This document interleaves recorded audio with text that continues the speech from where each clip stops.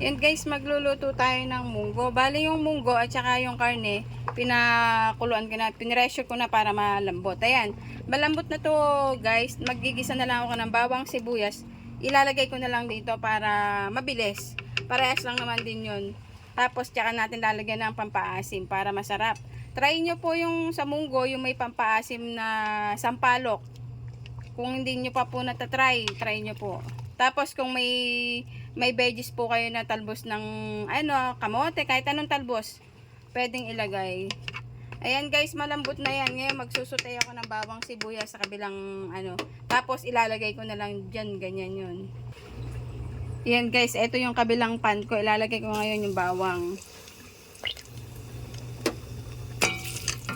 Tapos ilalagay ko na lang sa munggo. Sino guys yung gumagawa rin ng ganito pag nagmamadali? Ito yung munggo na madalian magluto. Ayan. Hintayin lang natin mag-translucent yan. Ayan guys, translucent na yung ating bawang. Ngayon nilalagay natin yung sibuyas.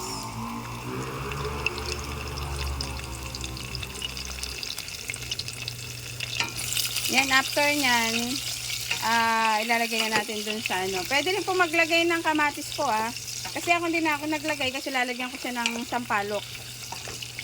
Pwedeng bunga ng sampalok, pwedeng usbong ng sampalok, basta anything na sampalok. Pwedeng yung powder. Ako ang available lang sa akin ngayon yung powder. Ayan, translucent na yan. Yan, after na ma-translucent guys, lalagay na natin dun sa ano. Ayan guys, ito yung ano, ito yung ating munggo at saka yung ating spare ribs. Bali, spare ribs na ilagay natin dyan. Isa't kalahati at yung ating munggo ay kalahating kilo. Ngayon, ilalagay ko na ngayon yung inano kong bawang sibuyas.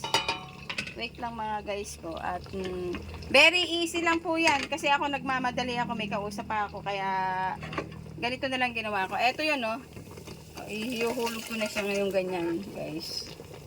Tapos lalagyan ko siya ng sampalok. Wait lang mga guys, balikan ko kayo.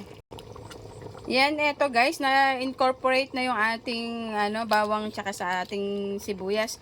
Ngayon maglalagay tayo ng sampalok. Ang available lang po sa akin, sampalok powder. Anything na sampalok pwede po.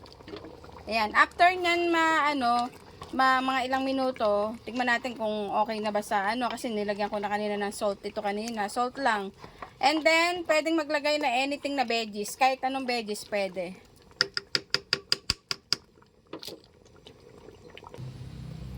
Ayan guys, naglagay ako ng 1 cup of water para naman magkaroon ng sabaw yung ating munggo. Ayan, after nyan, ilalagay ko na yung veggies. Ang napili natin veggies is alokbate leaves. Ayan guys. Ayaw kasi nila ng ampalaya at naaanuhan sila. Mapait daw. Talaga naman mapait yung ampalaya guys. Ayan. After niyang kumulo, luto na yan guys. Munggo na may spare ribs na may alokbate leaves.